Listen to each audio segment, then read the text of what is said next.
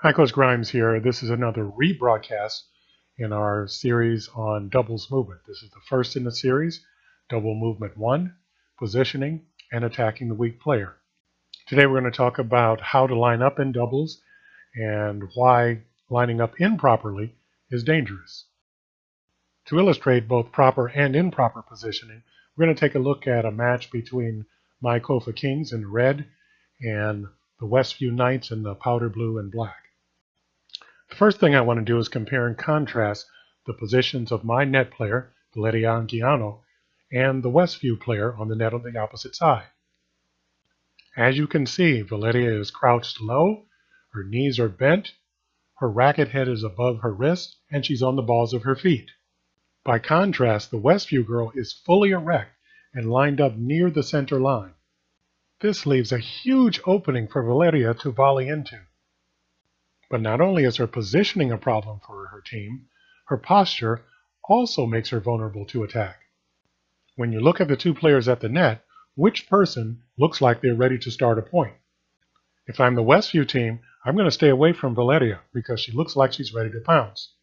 But by standing straight up and down, the Westview girl has hung a sign around her neck that says, "Hit me."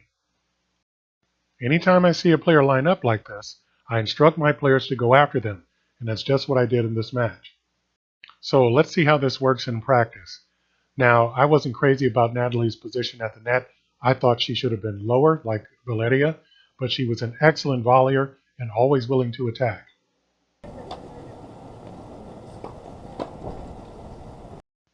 So let's look at this again in slow motion, and I'll break it down for you.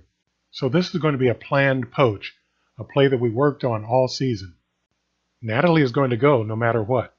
She has already picked out her target, the feet of the net player on the opposite side, who once again is standing still, straight up and down. Valeria is going to serve wide, and Natalie is going to start to move even before her opponent makes contact. Most players pull their return across their bodies, so Natalie knows this is coming cross-court.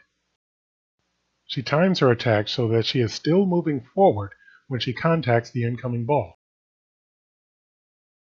Inexplicably, the net player moves forward. She should have moved back when she saw Natalie move into an attack position. By moving forward, she has opened up the court even further and has no play on the ball. I like to point out that Natalie's volley lands at the exact spot where the Westview girl's feet would have been had she not moved out of position. This type of volley is lethal.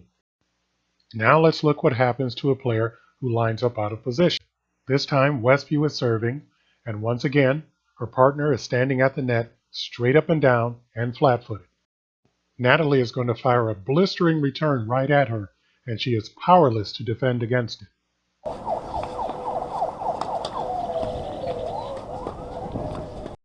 I want to be clear, this is an exception to the rule. Normally doubles rules dictate short to short, deep to deep, and no easy shots to the net person. But this was not an easy shot. If you do not have powerful ground strokes, you cannot employ this technique.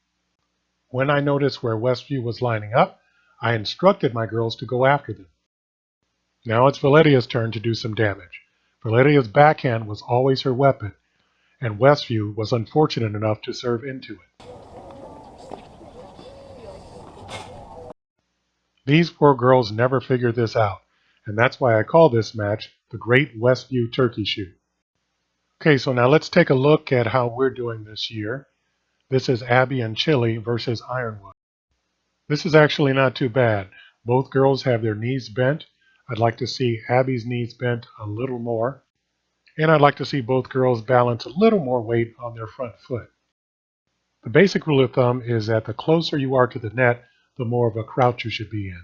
So I would say that Abby is about where she should be if she were returning serve, and Chili is about right.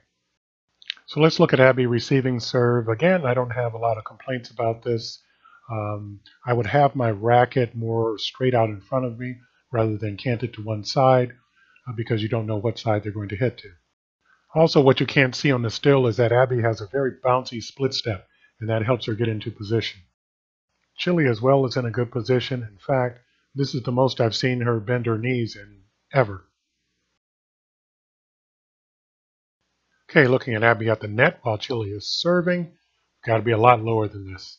You want your quads coiled under you so that you can spring forward and attack the returning ball. Now focusing on Chili at the net with Abby serving. Once again, got to get a lot lower than this. Here's Nicole with one of my favorites. Just bend at the waist and the coach won't know that you're not crouched down.